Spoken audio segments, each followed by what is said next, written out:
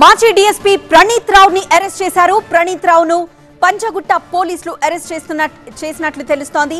సిరిసిల్లలోని నివాసంలో ఆయన్ను అరెస్ట్ చేశారు పోలీసులు. ప్రణీత్ రావును ఇప్పుడు హైదరాబాద్ తీసుకొస్తున్నారు. ప్రతిపక్ష నేతల ఫోన్లు ట్యాపింగ్ చేసినట్లు ఆయనపై ఆరోపణలున్నాయి. ఎస్ఐబిలో ప్రణీత్ రావుకు సహకరించిన అధికారుల పాత్రపై కూడా ఆరా తీస్తున్నారు పోలీసులు. ప్రస్తుతం ప్రణీత్ రావును అరెస్ట్ చేసినట్లు తెలుస్తోంది. సిరిసిల్లలోని ఆయన ఇంట్లో ప్రణీత్ రావును అరెస్ట్ చేశారు.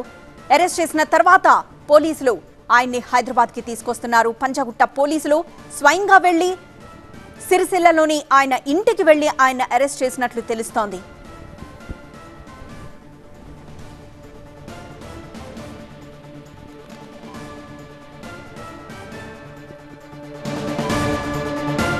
మరింత సమాచారం మా ప్రతినిధి విజయ్ అందిస్తారు. విజయ్,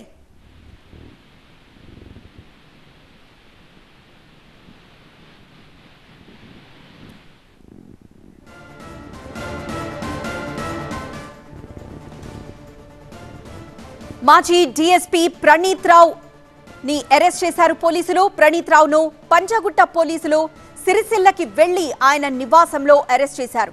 ప్రణీత్ రావును హైదరాబాద్ తీసుకొస్తున్నారు. ప్రస్తుతం పోలీసులు ప్రతిపక్ష నేతల ఫోన్లు ట్యాపింగ్ చేసినట్లు ఆయనపై ఆరోపణలున్నాయి. ఇది గత ప్రభుత్వంలో జరిగిన అంశంగా తెలుస్తోంది. ఎస్ఐబిలో ప్రణీత్ రావుకు సహకరించిన అధికారుల పాత్రపై కూడా ఆరా తీస్తున్నారు పోలీసులు. మరింత సమాచారం మా ప్రతినిధి విజయ్ అందిస్తారు. విజయ్,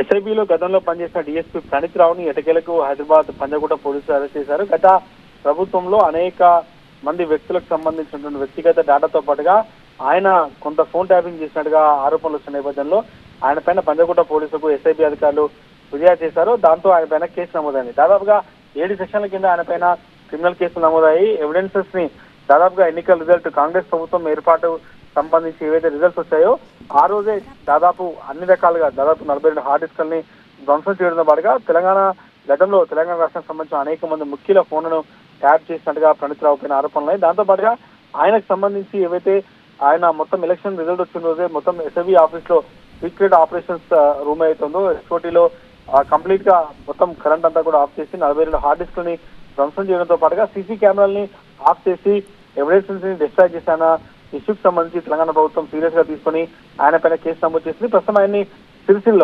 సిరిసిల్లలో వర్టికల్ డిఎస్పీగా పనిచేస్తున్నారు. ఆయన్ని అక్కడ అరెస్ట్ చేసి హైదరాబాద్ కి తరలిస్తున్నారు.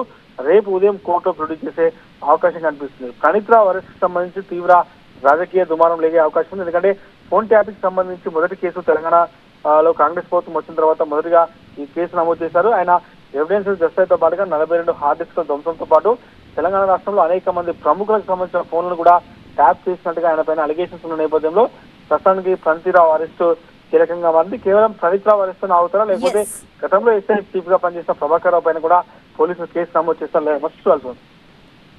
విజయ్.